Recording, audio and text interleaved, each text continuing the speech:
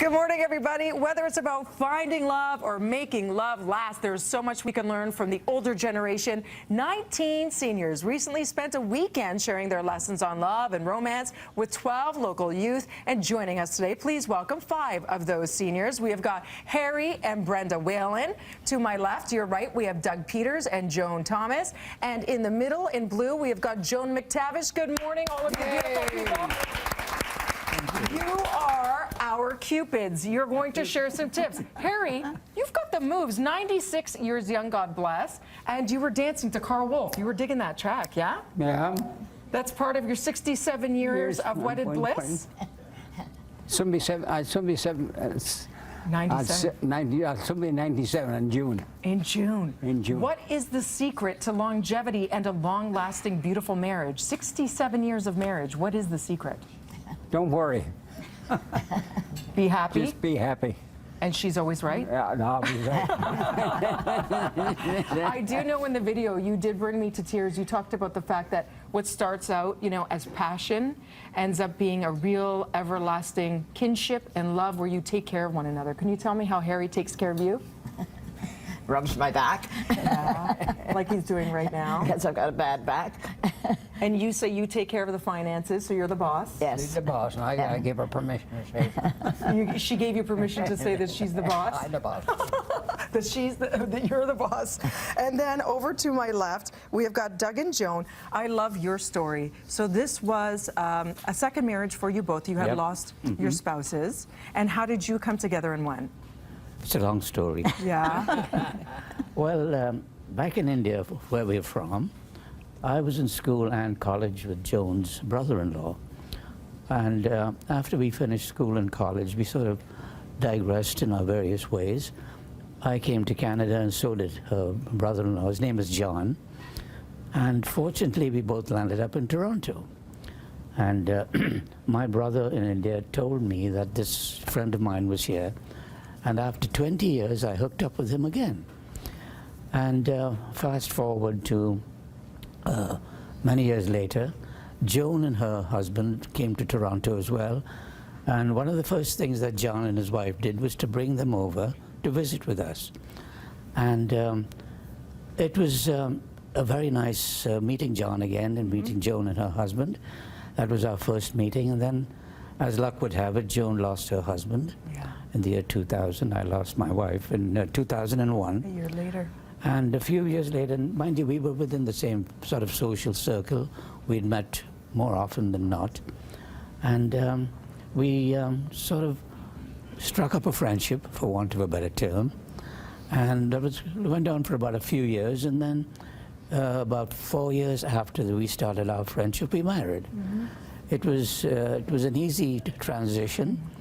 Joan is a beautiful lady and very, very up to it in all respects.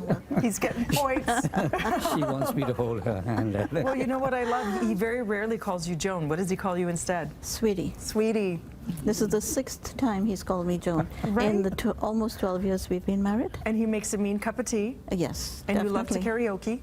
Yes, we do. We do also. We have our own little karaoke machine at home, but we haven't used it in a while. I love, we've got singing, we've got dancing, and we have got the writer, Joan McTavish, here. Talk to us about the love letters in the film. You open up a precious box. Tell us what's inside. Well, there are actually 2 boxes, and they'd been sealed since after the war. I don't think my husband ever saw the collection.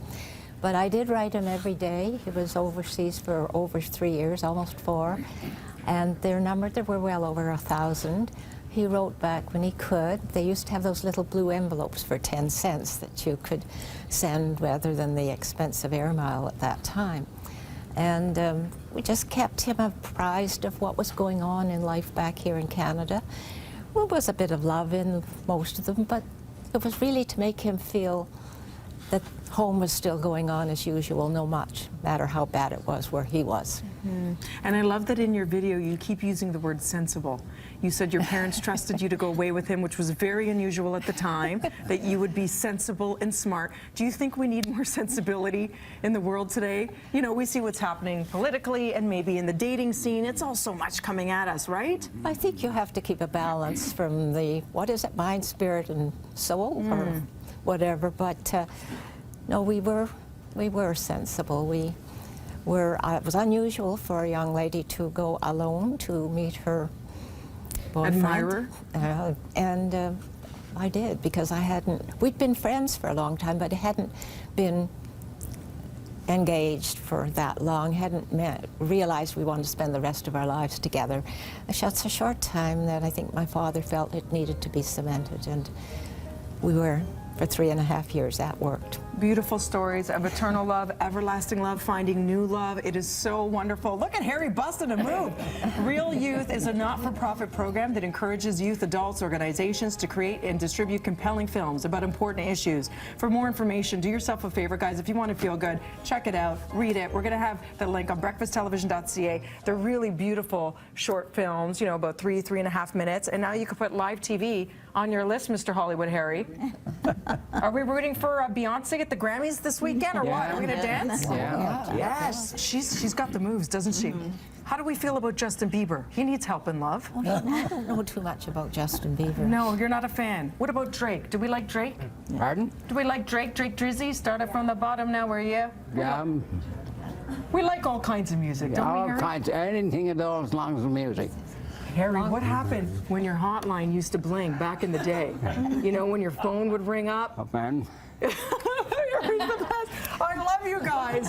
Thank you so much, okay? I was 92 when I walked around the CN Tower. You did the edge walk? The Edge Walk. At 92? At 92. Live, laugh, love, baby.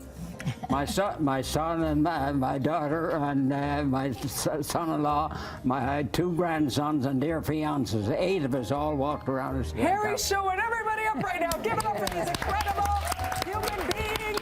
We love you all, and thank you for spreading the love. The world needs more of it. We'll be back with more BT right after this. You did? Thank you.